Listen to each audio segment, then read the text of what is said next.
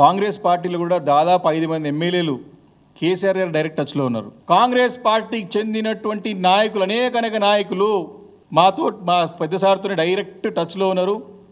వారు ఎప్పుడు ఏమవుతుందో తెలియదు, ఎప్పుడు ఏం కాబోతుందో తెలియదు.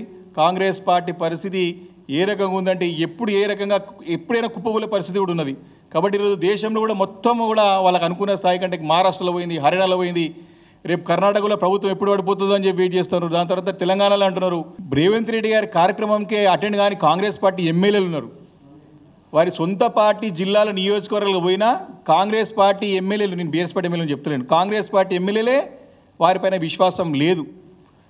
ఈ ప్రభుత్వము ఢిల్లీలో తుమ్మితే ఈడ ముక్కు ఊసిపోయే పరిస్థితి ఉన్నది కాంగ్రెస్ పార్టీ ప్రభుత్వాన్ని. ఇవన్నీ కూడా డంబాచారాలు మీదికి అంత ఉన్నట్టంటే కేసీఆర్ గారు తిడితే నేను బలంగా నాయకుని, నా తప్ప ఇంకో నాయకుడు లేడని ప్రయత్నంలోనే రేవంత్ రెడ్డి గారు ఇప్పటికి కూడా ఉన్నారు. అధికారంలోకి వచ్చి దాదాపు సంవత్సరం కావస్తోంది. వారి పార్టీకి సంబంధించినటువంటి పనిచేసినటువంటి నాయకులే గాంధీ భవన్ పోయి వారు కూర్చున్నటువంటి ఏజెంట్స్ ఉన్నారు. నల్గొండ జిల్లాకు చెందించినటువంటి ఒక సీనియర్ కాంగ్రెస్ పార్టీ నాయకుడు ఏజెంట్ ఫామ్ తీసుకొచ్చి నేను కాంగ్రెస్ పార్టీ ఏజెంట్గా పనిచేసినా, వీరు ఎన్నో హామీలు ఇచ్చినారు, ప్రజలకి నేను ముఖం చూపెట్టలేకపోతున్నా అని చెప్పినారు.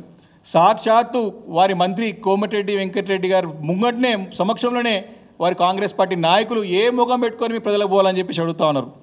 కాబట్టి ఈరోజు కాంగ్రెస్ పార్టీ పరిస్థితి దిగజారిపోయింది. ఈరోజు వారు కేవలము కాంగ్రెస్ పార్టీకి మూటలు మోయడానికి అటు హర్యానా ఎన్నికలకి మొన్న మహారాష్ట్ర ఎన్నికలు మూటలు పోసినారు. ఇంకా ఏ ఎలక్షన్స్ వస్తే మళ్ళీ ఎన్నికల పైసలు పోయే పరిస్థితి. ఇదే తప్ప వారి పరిపాలన అవగాహన లేదు.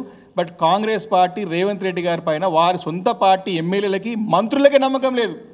తప్పకుండా వారికి నిజంగా పార్టీ పైన ప్రభుత్వం పైన పట్టు ఉంటే ఇప్పటికీ 6 మంది మిగతా మంత్రుల్ని నియమించాలి కదా.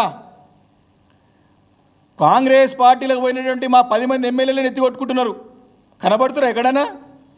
ఇంటికి రాణిస్తారని చెప్తున్నారు, బాధపడుతున్నారు, బయట ఎప్పుడు ఏడుస్తూ ఉన్నారు. ఏడుపు ఒకటే తక్కువ ఉన్నది వాళ్ళ పరిస్థితి.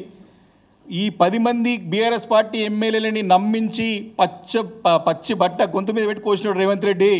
గతంలో చెప్పిన నేను, పోతే బై ఎలక్షన్స్ అయితే గెలుస్తాడు ఓడిపోతాడు, వచ్చినాడు మనోడు ఓడిపోయాడు, మనకేం సంబంధం అంటాడు, మన సీట్లు కావదా అంటున్నాడు. ఇవన్నీ వాస్తవ పరిస్థితులు, గ్రౌండ్ రియాలిటీ.